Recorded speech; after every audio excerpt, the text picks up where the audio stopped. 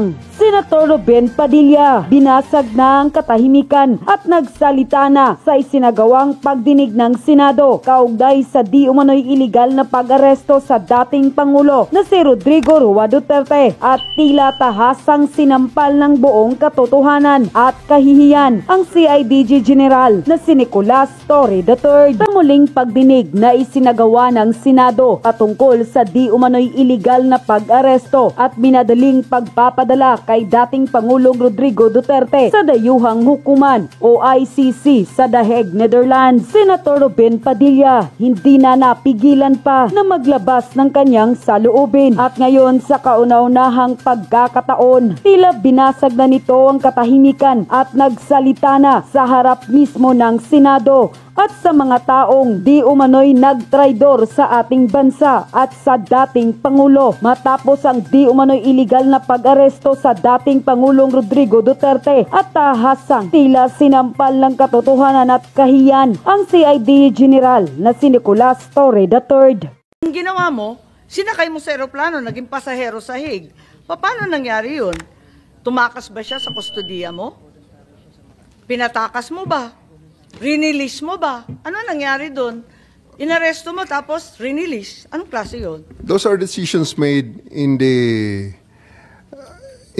context ng situation during the time, ma'am. So, sumakay siya sa aeroplano, pinasakay namin siya. When did you release him? Kasi di ba nakaposas na nga Yes, siya. Tapos binasahan ninyo at inaresto.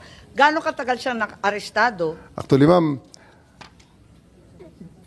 nilagyan ko lang siya ng posas nang inaresto ko siya. Oh. And then, hindi nga niya mailagay ang kanyang kamay Tama. sa likod dahil na medyo malaki siya. Oh. So, even before we took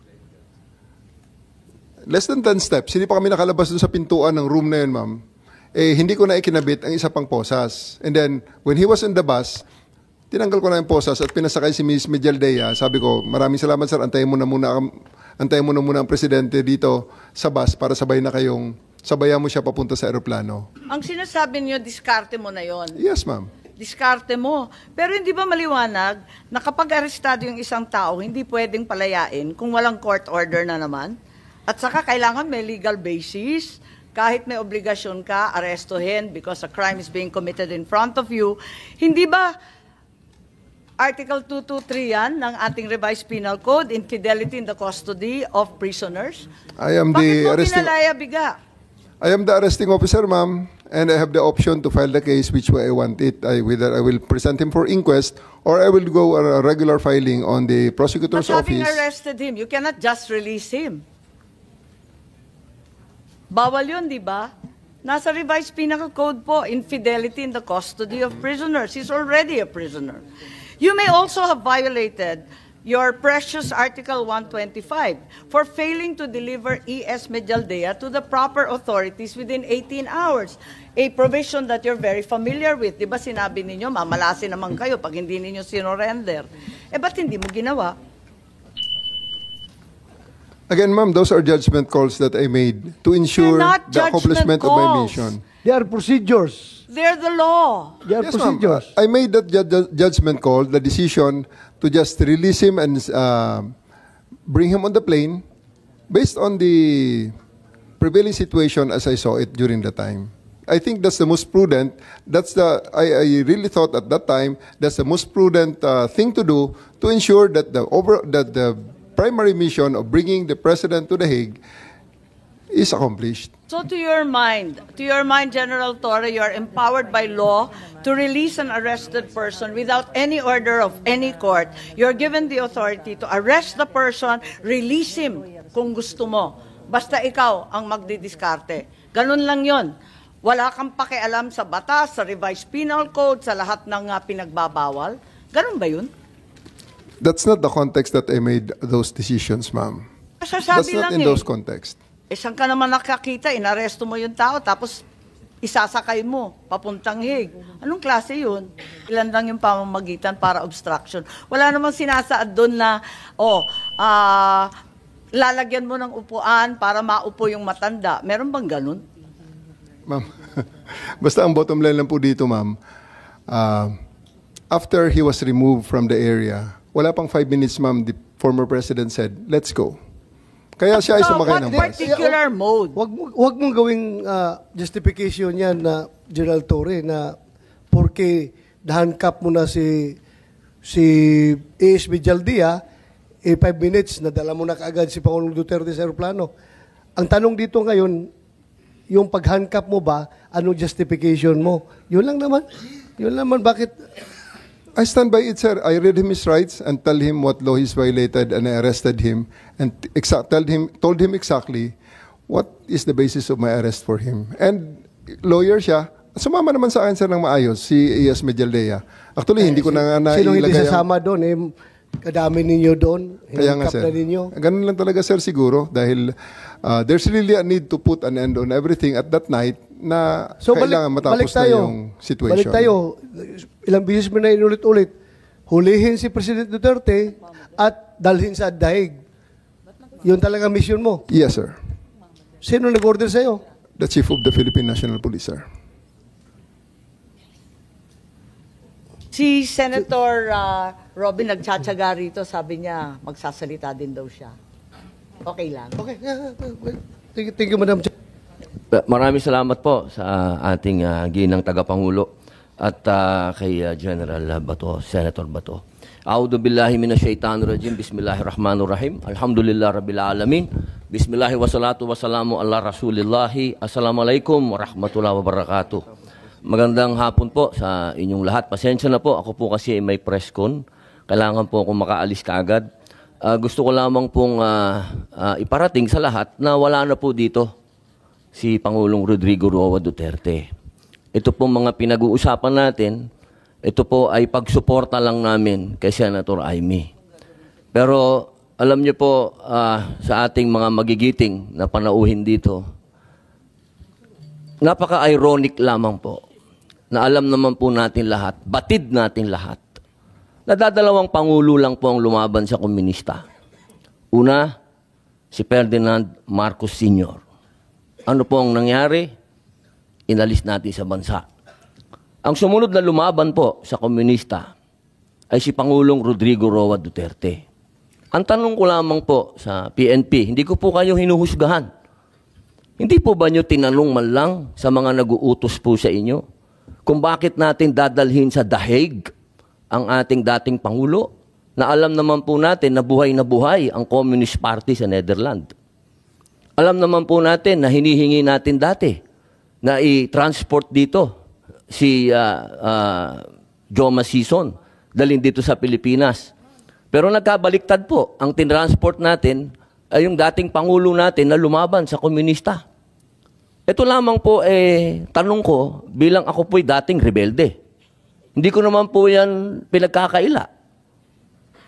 Hindi ko po maintindihan kung bakit tayo po ay nag-submit dito sa mga tiga-Netherlands.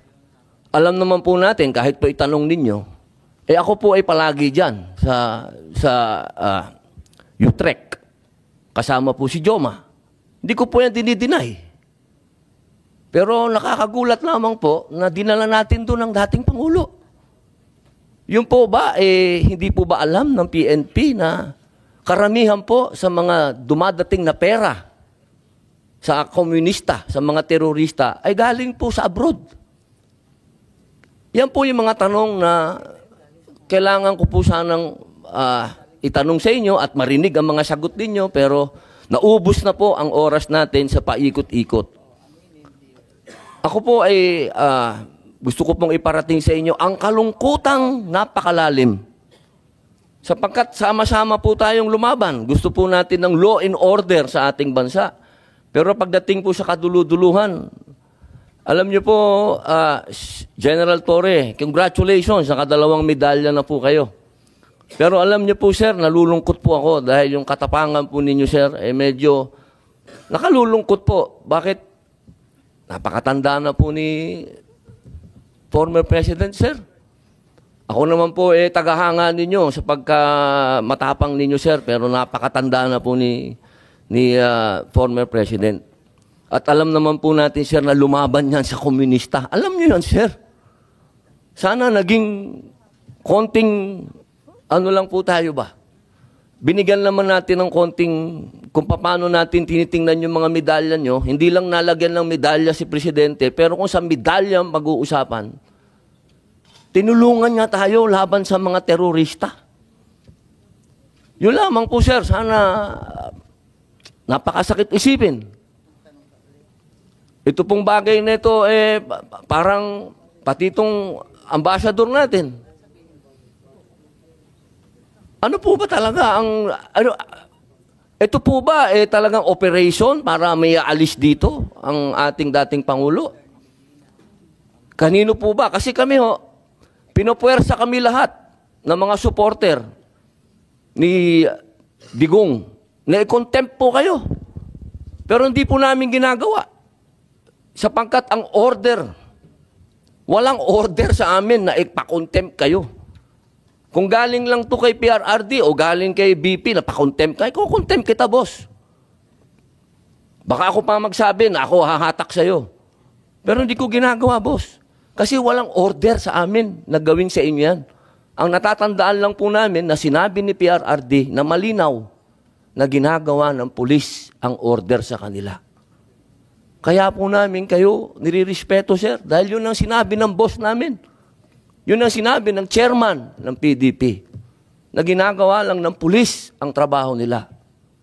Pero sana naman, sir, isipin din natin kung anong itinanim ni PRRD sa bansang ito. Nilabanan natin ng komunista.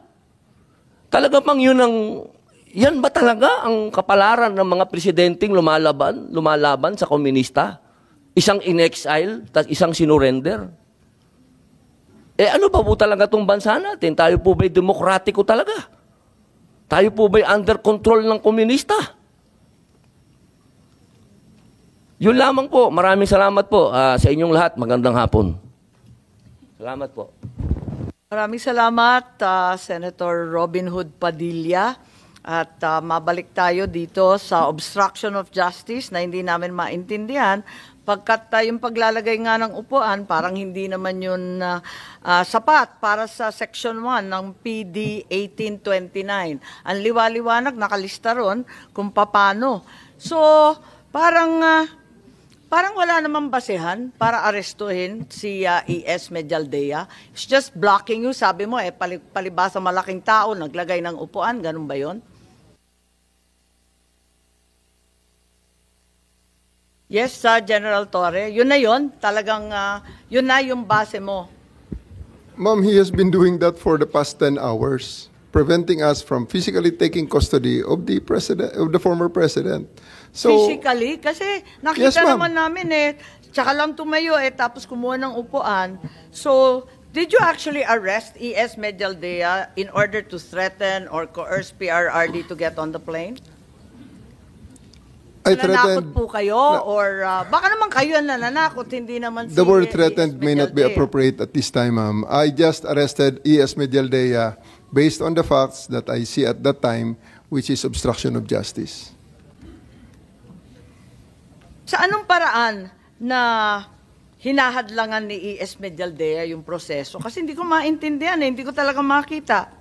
He is physically restraining us from taking custody with the I president. don't see him touching you. Wala dyan sa video, hindi ka naman hinahawakan. Nasa gitna siya, ma'am, namin. He is ang placing dami-dami himself. naman ninyo, kayang-kaya ninyong paligiran yung tao